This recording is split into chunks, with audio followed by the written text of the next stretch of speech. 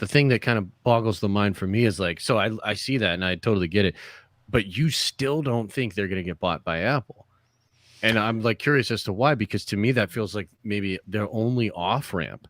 And in that scenario, you would think they'd want to offload their share of Hulu in order to kind of downsize to make that go through. Yeah. Well, they're going to kill Hulu, but they're going to absorb Hulu into Disney, Disney Plus. Disney Hulu. Well, we don't know what they're going to call it. I hope for their sake they don't get rid of the Hulu name because it's so well known and well regarded and popular, and a lot of people pay for it. Just call it X. I was just thinking that. Just yeah, look, here's the thing with the Apple situation. Would Apple be interested in some parts of Disney? Sure. Would they be interested in buying all of Disney as it is? Probably not. And this is one of the reasons why you have guys like Iger talking about, let's sell ABC. Now, it's not just about cleaning house and trying to make it more attractive. It's about getting rid of a dying asset while it's still worth something. Because in 5 years, ABC might not be worth anything. Maybe not 5, maybe 10 years. But so goes broadcast television right now. The other side of it is, even if Apple tomorrow walked out and said, okay, we're going to offer $120 a share for Disney. We're buying it out. Huge premium. Of course, the board's going to vote and go, yay! Stockholders are going to be enticed to vote yay because they've been sitting in the toilet with 80 some odd dollars a share now for a year, with the exception of a quick peak and then right back to earth. The problem is the Federal Communications Commission, the Federal Trade Commission, and all the European trade commissions are going to go, and they're going to stop it. Yep, the music, just the music alone is a headache. They do not like they were a little sketchy on the whole Amazon buying MGM thing. And you're talking about two Dow Jones Industrial Components merging, Apple and Disney, 2 of 30 Dow Jones Industrial Components. Disney representing the biggest entertainment company out there, Apple representing the biggest tech company out there. Now Apple suddenly becomes the biggest tech and entertainment company out there. What would have to happen in order for that to work, even if they were to allow some degree of it to go through? I suspect that Disney would have to be first stripped off and sold for parts before Apple could take what it wanted, which would be maybe the studios or something like this. But wouldn't that make sense, though? Because like you said, Apple doesn't even want the whole thing. Right. So could it be where they take over certain IP or media part of it? Like you'd have you to would take know it better all with than the I parks, would. But because the IPs, you have to take the parks. The IPs are so inexorably linked to the parks. How could you sell them off otherwise? Think about this. If Disney were to sell off Star Wars, Marvel, and Disney Princesses and all to Apple, but Disney's going to keep its parks, what are all their parks based in? Everything they just sold. Sure, yeah. Right, and without new material driving new guests to the parks to go experience that new content made into something that's interactive for the parks, then the parks wither on the vine. So it's like a battery system. Without one or the other, you're in real trouble. Yeah. Now, could there be an argument to be made that like the parks and the foot traffic there, because like I don't even know how much. I assume that's a very profitable part of the business, but what's the long-term outlook on that? Like, is that even a viable? The parks are the driver. The parks is what the company makes the money on. Yeah, right. But do you think that persists? And like, is that like? Because to me, I'm like and maybe it's just me, but I'm like, I'm not really interested in that, and I think going in the sort of digital direction, as things kind of change, I don't know that a Disney park or a theme park in general would be able to stand next to what I think will be the next thing is just going to be like an AR VR kind of hybrid thing, which I guess Disney could just put in there. But I mean, I could be way off. So you're saying the parks is like it. Yeah, I the problem is with the parks is that if the IPs continue to suffer as they are, if it continues to get stale, if the quality of the visits there continue to decline as they have in the last few years, there's a lot more people today noticing that Disney World is not what it was 10 years ago. Right. The quality of service, the staff, it's definitely taken a step down. Meanwhile, their competitors right down the street are having their praises sung constantly. Universal.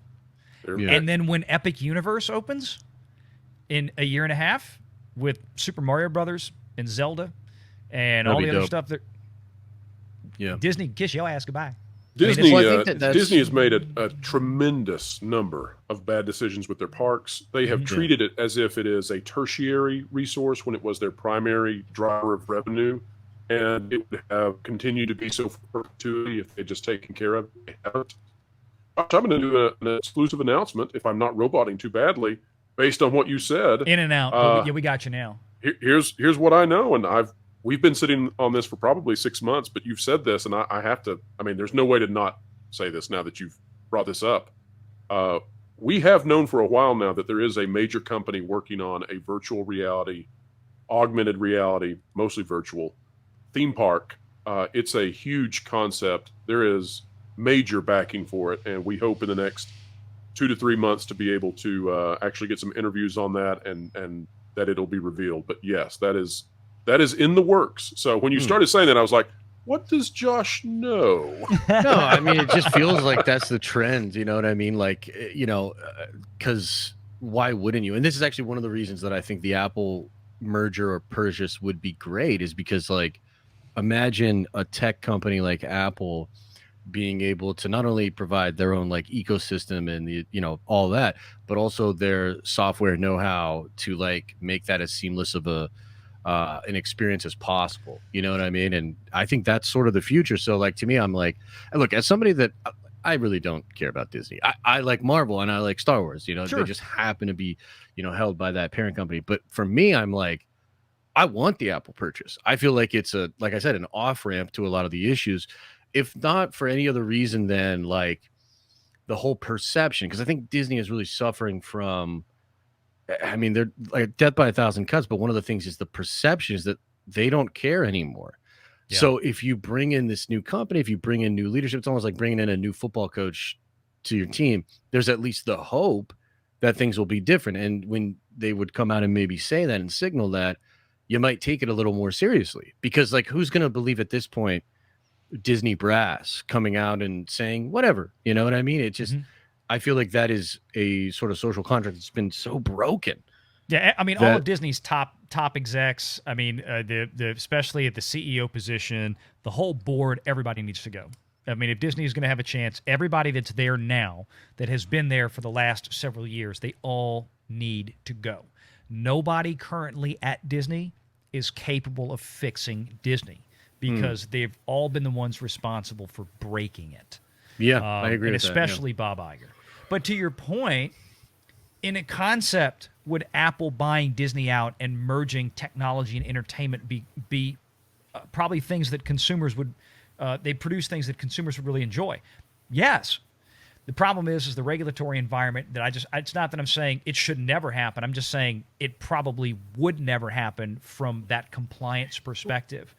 But from the other side of things, to what you said, I mean, people got excited a few months ago when Disney announced the partnership with Apple for whatever degree it was, to where they would be feeding Apple some of the first, nifty little tie-ins for their $3,000 VR headset, right? Sure. Yep. And the Disney experience and all that. Part of that was being able to go maybe to a Disney park, virtually at home and all kind of stuff like this. And they've been building and building and building that. And they kind of promoted that during the big Apple event. And I watch the Apple events. I follow them all. Usually I skip the iPhone ones because I don't care about the iPhone stuff. I'm more on the Mac side. But yeah. But I thought it was interesting. But I'm like, at the same time, what's the adoption rate going to be for a $3,000 VR headset? I mean, over time, this probably going to come down. Yeah. Oh, I mean, there is something, though. Just picture it now. 10 years down the road, let's say Apple buys Disney. Okay. You get to go to a theme park paying a nice premium rate, standing in horizontal file like a Tusken Raider with 800,000 other people all wearing the eyewear, thinking they're going on rides at the park. So they're just standing in the it's a virtual queue. you know the lines of the stormtroopers you see in Star Wars. Picture that, but everyone's wearing the eyewear and they're just thinking they're doing the rides. I only have one request. If in the odd chance that Apple does buy Disney, I hope that there is a welcome party to go ahead and let all the Disney employees get accustomed to their Apple overlords.